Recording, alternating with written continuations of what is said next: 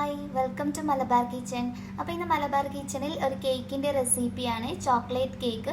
അപ്പോൾ ഈ ഒരു കേക്കിനകത്ത് നമ്മൾ ഓവൻ, ബീറ്റർ, അതുപോലെ തന്നെ മുട്ട അങ്ങനെയുള്ള കാര്യങ്ങളൊന്നും തന്നെ ഉപയോഗിച്ചിട്ടില്ല.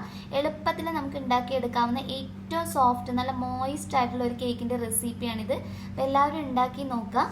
പിന്നെ ആരെങ്കിലും ഈ ചാനൽ പുതിയതായിട്ട് കാണുവാണെങ്കിൽ സബ്സ്ക്രൈബ് ചെയ്യാൻ മറക്കരുത്. സബ്സ്ക്രൈബ് ചെയ്യുമ്പോൾ അതിൻ്റെ തൊട്ടടുത്തായി കാണുന്ന ബെല്ലൈക്കൺ കൂടി ഒന്ന് പ്രസ് ചെയ്യുക. ചോക്ലേറ്റ് കേക്ക് ഉണ്ടാക്കിയെടുക്കുന്നതിനായിട്ട് ആദ്യമേ തന്നെ ഡ്രൈ ഇൻഗ്രീഡിയൻസ് ഒക്കെ നമുക്കൊന്ന് അരിച്ചെടുക്കാം. ആദ്യമേ തന്നെ ഒരു അരിപ്പയിലോട്ട് നമുക്ക് മൈദയാണ് ചേർത്ത് കൊടുക്കേണ്ടത്. മൈദയോ അതല്ലെങ്കിൽ നിങ്ങൾക്ക് ഗോതമ്പ് പൊടി വെച്ചിട്ട് വേണമെങ്കിലും ചെയ്യാം. അപ്പോൾ മൈദയുടെ അളവ് എന്ന് പറയുന്നത് 1.5 കപ്പാണ്. ഒരു കപ്പ് എന്ന് പറയുന്നത് 240 ml കപ്പിലാണ് ഞാൻ മെഷർ ചെയ്തിരിക്കുന്നത്. അങ്ങനെയുള്ള 1.5 കപ്പ്. ഇനി ഇതിൻ്റെ മെയിൻ ഇൻഗ്രീഡിയൻറ്റ് കൊക്കോ പൗഡറാണ്. അപ്പോൾ ഞാൻ മിക്ക റെസിപ്പിനകത്തും കാണിച്ചിട്ടുണ്ടായിരുന്നു കാഡ്ബറിയുടെ കൊക്കോ പൗഡർ ഞാൻ ഉപയോഗിക്കുന്നത്. അപ്പോൾ നിങ്ങൾക്ക് വേണമെങ്കിൽ ഇതിനേക്കാളും കുറച്ചുകൂടി ഡാർക്ക് ആയിട്ടുള്ള കൊക്കോ പൗഡർ കിട്ടുവാണെങ്കിൽ അത് ഉപയോഗിക്കാം കേട്ടോ. ഒരു 1/4 കപ്പിനടുത്ത് കൊക്കോ പൗഡർ ഞാനൊന്ന് അളന്ന് വെച്ചിട്ടുള്ളതാണ്. അപ്പോൾ കൊക്കോ പൗഡറിൻ്റെ അളവ് ഒരിക്കലും കൂടുതൽ ഉപയോഗിക്കരുത്. അപ്പോൾ പിന്നെ നമ്മുടെ കേക്കിന് ഒരു കയ്പ്പ് രസമായിരിക്കും.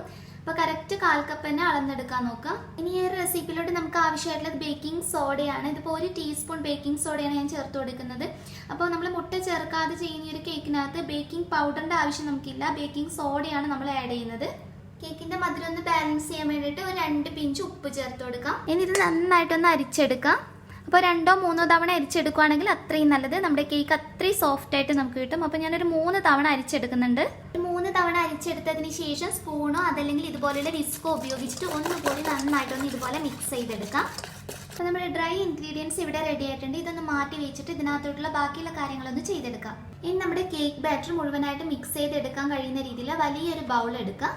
ഇതിനകത്തോട്ടേക്ക് നമുക്കൊരു 1/3 കപ്പ് വെജിറ്റബിൾ ഓയിലാണ് ഞാൻ ചേർത്ത് കൊടുക്കുന്നത്. അപ്പോൾ ഈ ഒരു റെസിപ്പിയിൽ നിങ്ങൾക്ക് വെജിറ്റബിൾ ഓയിൽ അല്ലാതെ നമ്മുടെ നാടൻ വെളിച്ചെണ്ണ വെച്ചിട്ട് വേണമെങ്കിലും ചെയ്യാം കേട്ടോ. വെളിച്ചെണ്ണ വെച്ചിട്ടും ചെയ്യാം, വെജിറ്റബിൾ ഓയിൽ ഉപയോഗിക്കാം. അതല്ലെങ്കിൽ നിങ്ങൾക്ക് വേണമെങ്കിൽ ഒലീവ് ഓയിൽ ഉപയോഗിച്ചിട്ടും ചെയ്തെടുക്കാം. ഇതിനകത്തോട്ടേക്ക് നമ്മുടെ കേക്കിന് ആവശ്യമായിട്ടുള്ള 3 പഞ്ചസാര നമ്മൾ പൊടിച്ചു വെച്ചിരിക്കുന്നതാണ്. അപ്പം ഞാൻ 1 കപ്പ് പഞ്ചസാര പൊടിച്ചതാണ് ഉപയോഗിക്കുന്നത്. അത് നമുക്ക് നമ്മൾ ഈ ചേർത്ത് വെച്ചിരിക്കുന്ന ഓയിലിലോട്ടേക്ക് ചേർത്ത് ഇത് നന്നായിട്ടൊന്ന് മിക്സ് ചെയ്തെടുക്കുകയാണ് വേണ്ടത്. 1 കപ്പ് കറക്റ്റ് ഞാൻ അളന്ന് വെച്ചിട്ടുള്ളതാണ്. ഒരു വിസ്കോ അതല്ലെങ്കിൽ ഒരു സ്പൂണോ ഉപയോഗിച്ചിട്ട് എണ്ണയായിട്ട് പഞ്ചസാര നന്നായിട്ട് ഇതുപോലെ ഒന്ന് മിക്സ് ചെയ്തെടുക്കാം. നമുക്ക് പൊടിച്ചതും എണ്ണയായിട്ടൊന്ന് മിക്സ് ചെയ്തെടുത്തതിന് ശേഷം നമുക്ക് ആവശ്യമായിട്ടുള്ളത് പാലാണ്. അപ്പോൾ പാല് നിങ്ങൾ ചേർത്ത് കൊടുക്കുമ്പോൾ എപ്പോഴും റൂം ടെമ്പറേച്ചറിലുള്ള പാല് തന്നെ ഉപയോഗിക്കാൻ നോക്കുക. ഇവിടെ നമ്മൾ 1 കപ്പ് പാലാണ് ഉപയോഗിക്കുന്നത്. 1 കപ്പ് ഫ്രഷ് മിൽക്ക് കുറച്ചായിട്ട് ചേർത്തിട്ട് നന്നായിട്ടൊന്ന് മിക്സ് ചെയ്തെടുക്കുകയാണ് വേണ്ടത്. പാല് ചേർത്ത് കൊടുത്ത ആ ഒരു സമയത്തിന് നമുക്ക് ഇതിനകത്തോട്ടേക്ക് 1 ടീസ്പൂൺ വിനെഗർ കൂടി ചേർത്ത് കൊടുക്കാം. വിനെഗർ അല്ലെങ്കിൽ നിങ്ങൾക്ക് ചെറുനാരങ്ങയുടെ നീര് ഉപയോഗിച്ചാലും മതി. നമുക്ക് ബട്ടർ മിൽക്കിൻ്റെ ആ ഒരു എഫക്റ്റ് കിട്ടാൻ വേണ്ടിയിട്ടാണ് നമ്മളിങ്ങനെ ചെയ്യുന്നത്. അപ്പോൾ ബാക്കിയുള്ള പാൽ കൂടി ഞാൻ ഇതിനകത്തോട്ടേക്ക് ഒഴിച്ചു കൊടുക്കുന്നുണ്ട്. എന്നിട്ട് നമുക്ക് ഈ ബാറ്റർ നന്നായിട്ടൊന്ന് മിക്സ് ചെയ്തെടുക്കാം. ഈ പഞ്ചസാരയ്ക്ക് അലിയാതൊക്കെ ഉണ്ടെങ്കിൽ ഇതുമായിട്ട് ചേർത്ത് നന്നായിട്ടൊന്ന് യോജിപ്പിച്ചെടുക്കാം. നന്നായിട്ട് യോജിപ്പിച്ചെടുത്തതിന് ശേഷം നമുക്ക് വാനില എസൻസ് 1 ടീസ്പൂണിനടുത്ത് ഒഴിച്ചു കൊടുക്കാം.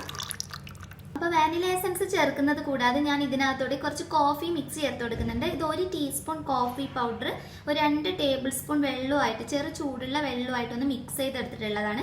ഇത് ഓപ്ഷണലാണ് കേട്ടോ, നിങ്ങൾക്ക് വേണമെങ്കിൽ ഈ ഒരു സ്റ്റെപ്പ് സ്കിപ്പ് ചെയ്യാം. പക്ഷേ ഇതുകൂടി ചേർക്കുമ്പോൾ നമ്മുടെ ചോക്ലേറ്റ് കേക്കിന് കുറച്ചുകൂടി നല്ലൊരു ടേസ്റ്റ് ആയിരിക്കും. അപ്പോൾ കോഫി മിക്സ് കൂടി ചേർത്തിട്ട് നമുക്ക് നന്നായിട്ടൊന്ന് യോജിപ്പിച്ചെടുക്കാം. വാനില എസൻസിൻ്റെ കോഫി മിക്സിൻ്റെ ഫ്ലേവർ നന്നായിട്ട് മിക്സ് ആകുന്ന രീതിയിൽ ഒന്ന് യോജിപ്പിച്ച് കൊടുക്കാം. ഇനി ഇതിനകത്തോട്ടേക്ക് നമ്മൾ റെഡിയാക്കി വെച്ചിരിക്കുന്ന ഡ്രൈ ഇൻഗ്രീഡിയൻസ് ചേർത്ത് കൊടുത്തിട്ട് ഒന്ന് ഫോൾഡ് ചെയ്തെടുക്കുകയാണ് വേണ്ടത്. അപ്പോൾ എപ്പോഴും ഡ്രൈ ഇൻഗ്രീഡിയൻസ് ഒരുമിച്ച് ചേർത്ത് കൊടുക്കരുത്, കുറച്ചായി ചേർത്തിട്ട് പതുക്കെ ഒന്ന് ഫോൾഡ് ചെയ്തെടുക്കുക. ആദ്യത്തെ ഒരു പോർഷൻ ചേർത്തിട്ട് ഒന്ന് നമ്മൾ മിക്സ് ചെയ്തെടുത്തതിന് ശേഷം വീണ്ടും നമുക്ക് ഇതുപോലെ ഒരു 2 തവി വീണ്ടും ചേർത്ത് കൊടുക്കുക. എന്നിട്ട് നമ്മുടെ ഏത് നല്ല സോഫ്റ്റ് ആയിട്ടുള്ള ഏതെങ്കിലും തവി ഉപയോഗിക്കുക. എന്നിട്ട് പതുക്കെ ഒന്ന് ഫോൾഡ് ചെയ്യുക.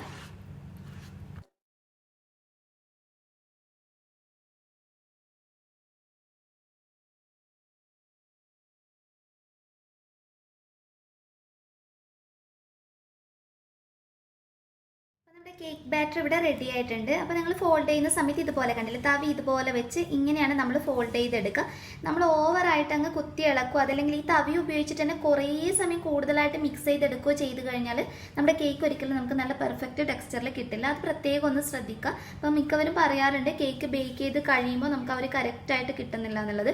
അത് നമ്മൾ ഈ മിക്സ് ചെയ്യുന്ന സമയത്ത് തവി ഉപയോഗിച്ചിട്ട് ഓവറായിട്ട് മിക്സ് ചെയ്ത് കഴിഞ്ഞാൽ ഒരിക്കലും നമുക്ക് കറക്റ്റായിട്ടുള്ള കേക്ക് ഉണ്ടാക്കിയെടുക്കാൻ കഴിയില്ല. അപ്പോൾ ഇതിവിടെ റെഡി ആയിട്ടുണ്ട്. ഇനി നമുക്ക് നമ്മുടെ കേക്ക് ട്രേയിലോട്ടേക്ക് ഇതൊന്ന് മാറ്റാം. ഞാനിവിടെ ഒരു കേക്ക് ട്രേ ഇതിനകത്തോട്ടേക്ക് ബട്ടർ പേപ്പർ ഒന്ന് മുറിച്ച് വെച്ചിട്ടുണ്ട്. അതല്ലെങ്കിൽ നിങ്ങൾ ജസ്റ്റ് ബട്ടർ തേച്ചൊന്ന് ഗ്രീസ് ചെയ്തെടുക്കുക. എന്നിട്ട് കുറച്ച് ഫ്ലോർ നമ്മുടെ മൈദ വെച്ചിട്ടൊന്ന് സ്പ്രെഡ് ചെയ്തിട്ട് നന്നായിട്ട് കേക്ക് ട്രേ തട്ടിക്കൊടുക്കുക. അതായത് നമ്മൾ ഫ്ലോർ ഇട്ടതിന് ശേഷം ഒത്തിരി അങ്ങ് ഫ്ലോർ നമ്മുടെ ഈ ട്രേനകത്ത് ഉണ്ടാകാൻ പാടില്ല. അങ്ങനെയാകുമ്പോൾ നമ്മുടെ കേക്ക് അങ്ങ് ഡ്രൈ ആയി പോകും. ഫ്ലോർ ഇട്ട് സ്പ്രെഡ് ചെയ്തതിന് ശേഷം എപ്പോഴും കേക്ക് ട്രേ നന്നായിട്ട് തട്ടിയെടുക്കുക. അതൊന്നും അല്ലെങ്കിൽ ഇതുപോലെ ജസ്റ്റ് ബട്ടർ പേപ്പർ വെച്ച് കൊടുക്കുക. ഞാനിപ്പോൾ സൈഡിലൊക്കെ ജസ്റ്റ് ബട്ടർ വെച്ചിട്ടൊന്ന് ഗ്രീസ് ചെയ്തെടുത്തിട്ടുണ്ട്. ഇതാകുമ്പോൾ കുറച്ചുകൂടി എളുപ്പമാണ്. നമ്മൾ റെഡിയാക്കി വെച്ചിരിക്കുന്ന ബാറ്റർ ഇതിനകത്തോട്ടേക്ക് ഒഴിച്ചു കൊടുക്കുക.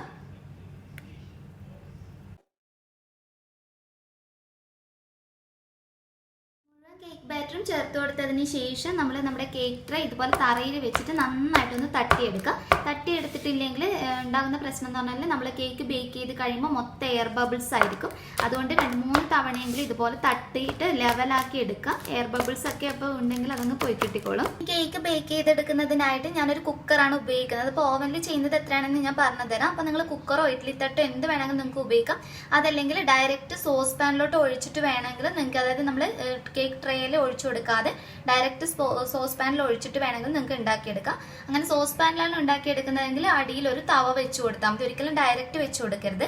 ഇനി പ്രഷർ കുക്കറിലോ ഇഡ്ഡലിത്തട്ടിലാണ് ബേക്ക് ചെയ്തെടുക്കുന്നതെങ്കിൽ കുക്കറിന്റെ താഴെ ഭാഗത്ത് ഉപ്പോ അതല്ലെങ്കിൽ മണലോ ഒന്ന് വെതറി കൊടുക്കുക. എന്നിട്ട് അതിന്റെ മുകൾ ഭാഗത്തായിട്ട് ഏതെങ്കിലും ഒരു ഇതുപോലുള്ള എയർ ഹോൾസിലെ തട്ടുണ്ടെങ്കിൽ അത് വെച്ച് കൊടുക്കുക. അതല്ലെങ്കിൽ നമ്മുടെ ചട്ടിയുടെയൊക്കെ അടിയിൽ വെക്കുന്ന വയർ റാക്ക് ഉണ്ടെങ്കിൽ അത് വെച്ച് കൊടുത്താലും മതി. എന്നിട്ട് ഇതിന്റെ അടപ്പ് നമ്മൾ വിസിലും വാഷറും റിമൂവ് ചെയ്യുക. എന്നിട്ട് മൂടി വെച്ചിട്ട് 5 മിനിറ്റ് ഹൈ ഫ്ലെയിമിലിട്ടിട്ട് ആദ്യം ഒന്ന് പ്രീ ഹീറ്റ് ചെയ്തെടുക്കുക. അപ്പോൾ വിസിലും വാഷറൊക്കെ ഞാൻ റിമൂവ് ചെയ്തിട്ടുണ്ട്. ഇനി നമുക്ക് മൂടി വെച്ചിട്ടൊന്ന് പ്രീ ഹീറ്റ് ചെയ്തെടുക്കാം. അപ്പോൾ ഒരു 5 മിനിറ്റ് കഴിഞ്ഞിട്ടുണ്ട്. നമ്മുടെ കേക്ക് ട്രേ ഞാൻ ഇതിനകത്തോട്ടേക്ക് ഇറക്കി വെച്ചിട്ടുണ്ട്. ഇനി നമുക്കിത് മൂടി വെച്ചിട്ട് ബേക്ക് ചെയ്തെടുക്കുകയാണ് വേണ്ടത്. അപ്പോൾ ബേക്ക് ചെയ്തെടുക്കുന്ന സമയം എന്ന് പറയുന്നത് ഒരു 30 മിനിറ്റ് എടുക്കും. 25 മിനിറ്റ് മുതൽ 30 മിനിറ്റ് വരെയാണ് ഇത് ബേക്കായി കിട്ടാൻ എടുക്കുന്ന സമയം. അപ്പോൾ നിങ്ങൾ ഏറ്റവും ലോ ഫ്ലെയിമിലിട്ടിട്ട് 30 മിനിറ്റ് ഒന്ന് ബേക്ക് ചെയ്യുക. അപ്പോൾ ടൈം എന്ന് പറയുന്നത് നിങ്ങൾ വെക്കുന്ന ഫ്ലെയിമിനനുസരിച്ച് ചിലപ്പോൾ മാറ്റം വരാം കേട്ടോ. ചിലപ്പോൾ 35 മിനിറ്റ് 40 മിനിറ്റ് ഒക്കെ എടുക്കാൻ ചാൻസ് ഉണ്ട്. എങ്ങനെയാണെങ്കിലും ഒരു 30 മിനിറ്റിന് മുന്നേ ഒരിക്കലും നിങ്ങളിത് തുറന്ന് നോക്കരുത്. തുറന്ന് നോക്കിക്കഴിഞ്ഞാൽ നമ്മുടെ കേക്കിന്റെ മിഡിൽ ഭാഗം അങ്ങ് കുഴിഞ്ഞു പോകും. ഇത് ഞാൻ എല്ലാ കേക്ക് റെസിപ്പീസിലും പറയാറുണ്ട്. ഇനി നിങ്ങൾ ഓവനിലാണ് ബേക്ക് ചെയ്തെടുക്കുന്നതെങ്കിൽ പ്രീ ഹീറ്റ് ചെയ്യുക. 10 മിനിറ്റ് 170 ഡിഗ്രി സെൽഷ്യസിൽ ഒരു 10 മിനിറ്റ് തുടങ്ങി 15 മിനിറ്റ് വരെ പ്രീ ഹീറ്റ് ചെയ്തിട്ട് ഒരു 25 മിനിറ്റ് മുതൽ 30 മിനിറ്റ് വരെയാണ് നമ്മൾ ഓവനിലാണെങ്കിൽ ബേക്ക് ചെയ്യുക. അപ്പോൾ ഒരു 30 മിനിറ്റിന് ശേഷം നമുക്കിതൊന്ന് തുറന്നു നോക്കാം. അപ്പോൾ നമ്മുടെ കേക്ക് ഒന്ന് ബേക്കായി വരുന്ന ഒരു സമയം കൊണ്ട് നമുക്കിതിന് ഫ്രോസ്റ്റിംഗ് ഒന്ന് ചെയ്തെടുക്കാം. അപ്പോൾ നിങ്ങൾക്ക് കുറേ രീതിയിൽ വേണമെങ്കിൽ ഫ്രോസ്റ്റിംഗ് ചെയ്യാം കേട്ടോ. അപ്പോൾ ഞാൻ ഇന്ന് ചെയ്യുന്നത് ബട്ടറും ക്രീം ചീസൊക്കെ മിക്സ് ചെയ്തിട്ട് നല്ലൊരു ടേസ്റ്റ് ആയിട്ട് തോന്നി അങ്ങനെ ഒരു ഫ്രോസ്റ്റിംഗ് ചെയ്തെടുക്കുമ്പോൾ ഈ ചോക്ലേറ്റ് കേക്കിന്. അപ്പോൾ ഇവിടെ ഞാൻ എടുത്തിരിക്കുന്നത് വളരെ കുറച്ചാണ്. ഒരു 4 ടേബിൾ സ്പൂൺ എടുത്ത് നല്ല സോഫ്റ്റ് ആയിട്ടുള്ള ബട്ടറാണ്. അപ്പോൾ അതിന് നിങ്ങൾ വിസ്ക് വെച്ചിട്ടൊന്ന് ആദ്യം ഒന്ന് ബീറ്റ് ചെയ്തെടുത്താലും മതി. പിന്നെ ഇതിനകത്തോട്ടേക്ക് ഒരു 2 ടേബിൾ സ്പൂൺ എടുത്ത് ക്രീം ചീസ് കൂടി ചേർത്ത് കൊടുത്തിട്ടുണ്ട്. അപ്പോൾ ഈ ബട്ടറും അതുപോലെ തന്നെ ക്രീം ചീസും കൂടി ആദ്യം ഇതുപോലെ വിസ്കോ സ്പൂണോ ഉപയോഗിച്ചിട്ട് നന്നായിട്ടൊന്ന് ബീറ്റ് ചെയ്തെടുക്കാം. ഇതിനകത്തോട്ടേക്ക് ഒരു 2 ടേബിൾ സ്പൂൺ എടുത്ത് കൊക്കോ പൗഡർ ചേർത്ത് കൊടുക്കാം. അപ്പോൾ കറക്റ്റ് 2 ടേബിൾ സ്പൂൺ ആണ് ഞാൻ ചേർക്കുന്നത്. നിങ്ങൾക്ക് വേണമെങ്കിൽ കൂടുതൽ ആഡ് ചെയ്യാം. കൊക്കോ പൗഡർ ചേർത്ത് കൊടുത്തതിന് ശേഷം നമുക്ക് ഇതിനകത്തോട്ടേക്ക് ആവശ്യമായിട്ടുള്ളത് പൊടിച്ച പഞ്ചസാരയാണ്. അപ്പോൾ പഞ്ചസാര ഞാനിപ്പോൾ 1.25 കപ്പിനടുത്താണ് അളന്ന് വെച്ചിട്ടുള്ളതാണ്. അപ്പോൾ അതുകൂടി ഇതിനകത്ത് ചേർത്തിട്ട് നന്നായിട്ടൊന്ന് മിക്സ് ചെയ്തെടുക്കുകയാണ് വേണ്ടത്. അപ്പോൾ നിങ്ങൾക്ക് ബീറ്റർ വെച്ചിട്ട് വേണമെങ്കിൽ അങ്ങനെ ചെയ്തെടുക്കാം. അപ്പോൾ കുറച്ചുകൂടി എളുപ്പമായിരിക്കും. ഇപ്പോൾ ഞാൻ ബീറ്ററൊന്നും ഇല്ലാതെ കാണിക്കുന്നത് കൊണ്ട് വിസ്ക് വെച്ചിട്ടാണ് ചെയ്യുന്നത്. വിസ്ക് കയ്യിലില്ലാന്നാണെങ്കിൽ സ്പൂൺ വെച്ചിട്ടാണെങ്കിൽ ചെയ്യുക. അപ്പോൾ കുറച്ച് സമയം എടുക്കും നമ്മളിതൊന്ന് മിക്സ് ചെയ്തെടുക്കാൻ വേണ്ടിയിട്ട്. ഇത് നന്നായിട്ടൊന്ന് യോജിപ്പിച്ചെടുക്കാം നമുക്ക്. അപ്പോൾ ഞാനിപ്പോൾ 1/4 കപ്പിൻ്റെ അടുത്ത് പഞ്ചസാര മാത്രമേ ആദ്യം ചേർത്ത് കൊടുത്തിട്ടുള്ളൂ. എന്നിട്ട് ഒന്ന് നമുക്ക് നന്നായിട്ട് യോജിപ്പിച്ചെടുക്കാം. അതിനുശേഷം നമുക്ക് ബാക്കിയുള്ളത് ചേർത്തിട്ട് വീണ്ടും യോജിപ്പിച്ചെടുക്കുകയാണ് വേണ്ടത്. പഞ്ചസാരയൊക്കെ ഇതുപോലെ ഒന്ന് ചെറുതായി മെൽറ്റായി വരാൻ തുടങ്ങുന്നുണ്ട്. അപ്പോൾ ആ ഒരു സമയത്ത് ഞാനിപ്പോൾ ഒരു ടേബിൾ സ്പൂൺ എടുത്ത് പാല് ചേർത്ത് കൊടുക്കുന്നുണ്ട്. ഒത്തിരി പാല് ആദ്യമേ തന്നെ യോജിപ്പിച്ച് കൊടുക്കരുത്. അപ്പോൾ നമ്മൾ ഈ ഫ്രോസ്റ്റിംഗ് ചെയ്യുന്നത് അങ്ങ് ലൂസായി പോകും. പിന്നെ പഞ്ചസാര കൂടി ആയതുകൊണ്ട് നന്നായിട്ട് അങ്ങ് മെൽറ്റായി പോകും. അപ്പോൾ പാല് ചേർക്കുന്നത് എപ്പോഴും സൂക്ഷിച്ചിട്ട് മാത്രം ചേർത്ത് കൊടുക്കുക. അപ്പോൾ ഞാൻ ഒരു ടേബിൾ സ്പൂൺ മാത്രമേ ആഡ് ചെയ്തിട്ടുള്ളൂ. അപ്പോൾ ഇതൊന്ന് മിക്സായി വന്നിട്ടുണ്ട്. ഈ ഒരു സമയത്ത് നമുക്ക് ബാക്കിയുള്ള പഞ്ചസാര പൊടിച്ചത് കൂടി ഇതിനകത്തോട്ട് ചേർത്തിട്ട് ഒന്ന് യോജിപ്പിച്ചെടുക്കാം. അപ്പം ഞാൻ ബാക്കിയുള്ള 1/4 കപ്പ് പഞ്ചസാര മുഴുവനായിട്ട് ചേർത്ത് കൊടുത്തിട്ടുണ്ട്.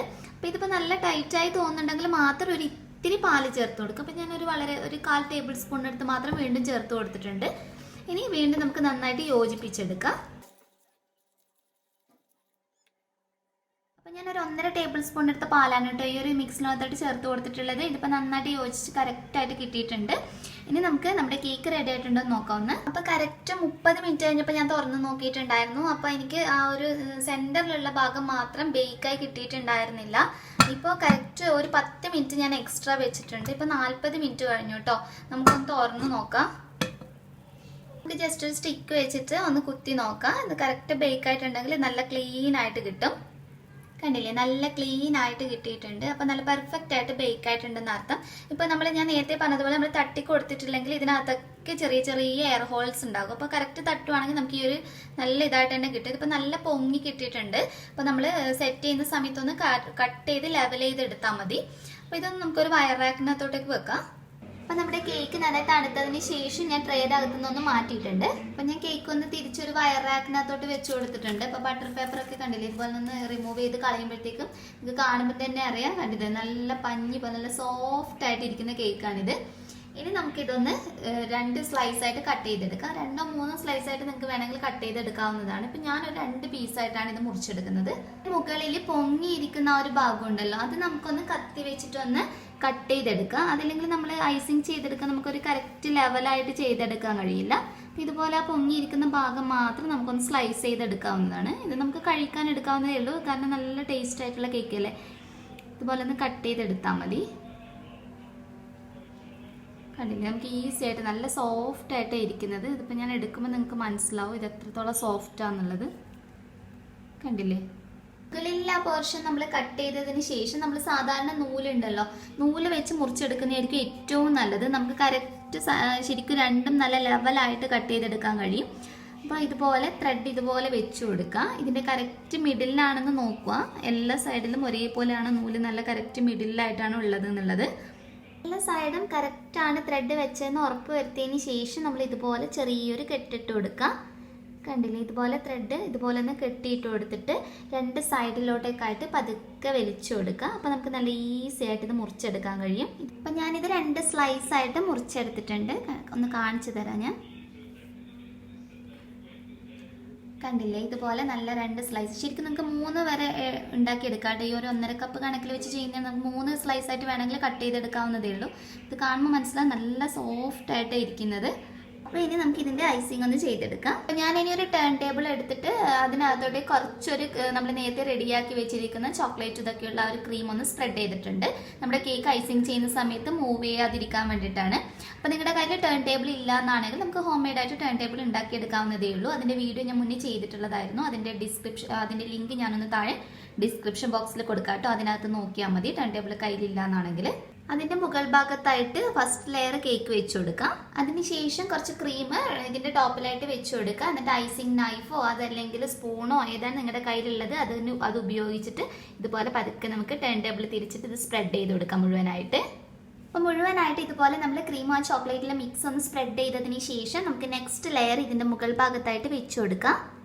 എന്നിട്ട് നമുക്ക് ബാക്കിയുള്ള ക്രീം ഇതിൻ്റെ മുകൾ ഭാഗത്തായി വെച്ച് മുഴുവൻ ഒന്ന് സ്പ്രെഡ് ചെയ്തെടുക്കുക. അപ്പോൾ ക്രീം നിങ്ങളിങ്ങനെ വെച്ച് കൊടുത്തതിന് ശേഷം ഐസിങ് നൈഫ് ആണെങ്കിൽ ഐസിങ് നൈഫ്, അതല്ലെങ്കിൽ ഇതുപോലെ എന്തെങ്കിലും ടൂള് കയ്യിലുണ്ടെങ്കിൽ അതോ അല്ലെങ്കിൽ സ്പൂണോ വെച്ച് ചെയ്തെടുക്കുക. ഇത് സെൻറ്ററിലായിട്ട് ഇതുപോലെ ഒന്ന് പിടിച്ചിട്ട് നമ്മളിത് ഇതുപോലെ കണ്ടില്ലേ, ഇങ്ങനെ മുന്നോട്ടും പിറകിലോട്ടേക്കും വരുന്ന രീതിയിൽ ഒന്ന് സ്പ്രെഡ് ചെയ്തെടുക്കുക. അപ്പോൾ നമുക്ക് കറക്റ്റായിട്ട് ചെയ്തെടുക്കാൻ കഴിയും.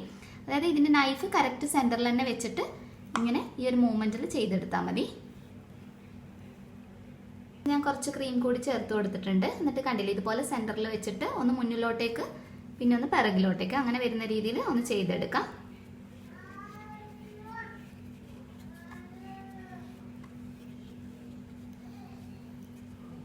അപ്പം മുഴുവൻ സ്പ്രെഡ് ചെയ്തെടുത്തതിന് ശേഷം ജസ്റ്റ് ഇതുപോലെ ഐസിങ് നൈഫ് വെച്ചിട്ട് ഒന്ന് പതുക്കെ തിരിച്ചിട്ട് ലെവൽ ചെയ്തെടുത്താൽ മതി. ഇതുപോലെ തന്നെ ഐസിങ് നൈഫ് വെച്ചിട്ട് നമ്മൾ ഇതുപോലെ ക്രീം ഒന്ന് സൈഡിൽ വെച്ച് കൊടുക്കുക. എന്നിട്ട് ജസ്റ്റ് മുന്നിലോട്ടേക്കും അതുപോലെ പിറകിലോട്ടേക്കും വരുന്ന രീതിയിൽ ഇതുപോലെ ഒന്ന് മുഴുവനായിട്ട് സ്പ്രെഡ് ചെയ്തെടുക്കാം.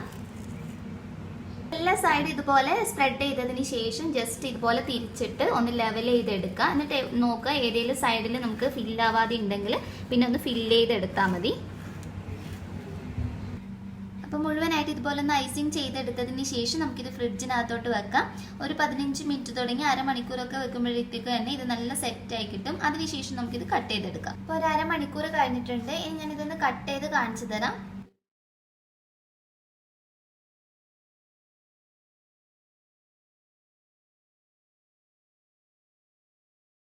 ഇവിടെ നല്ല മോയിസ്റ്റ് ആയിട്ടുള്ള നല്ല വായിലിട്ട് ശരിക്കും അലിഞ്ഞു പോകുന്നു എന്നൊക്കെ പറയുന്ന അത്രയധികം പെർഫെക്റ്റ് ആയിട്ടുള്ള ചോക്ലേറ്റ് കേക്ക് റെഡി ആയിട്ടുണ്ട്. അപ്പോൾ എല്ലാവരും ഉണ്ടാക്കി നോക്കുക. ഈ കേക്ക് നിങ്ങൾക്ക് വേണമെങ്കിൽ നമ്മൾ ബ്ലാക്ക് ഫോറസ്റ്റ് ഒക്കെ ഉണ്ടാക്കിയെടുക്കുന്ന സമയത്ത് അതിൻ്റെ ബേസ് കേക്കായിട്ട് വേണമെങ്കിൽ റെഡിയാക്കി എടുക്കുക കേട്ടോ. ശരിക്കും മുട്ട ചേർക്കേണ്ട ആവശ്യമില്ല. നിങ്ങൾക്ക് കേക്ക് കാണുമ്പോൾ തന്നെ മനസ്സിലാകുന്നുണ്ടാകും. നമ്മൾ ബേക്കറിയിൽ നിന്നൊക്കെ വാങ്ങിക്കുന്ന അതേ ടെക്സ്ചറിലാണ് ഇത് കിട്ടുക. അപ്പോൾ എല്ലാവരും ട്രൈ ചെയ്ത് നോക്കുക. ഇതിൻ്റെ മെഷർമെൻറ്റ്സ് ഒക്കെ ഞാനൊന്ന് ഡിസ്ക്രിപ്ഷൻ ബോക്സിൽ കൊടുക്കുക. എന്തെങ്കിലും ഡൗട്ട് ഉണ്ടെങ്കിൽ താഴെ കമൻറ്റ് ബോക്സിൽ ഒന്ന് കമൻറ്റ് ചെയ്താൽ മതി. അപ്പോൾ നെക്സ്റ്റ് വീഡിയോയിൽ ഇനി നല്ലൊരു ഡിഷുമായി കാണാം. അതുവരെ ടേക്ക് കെയർ. Bye bye.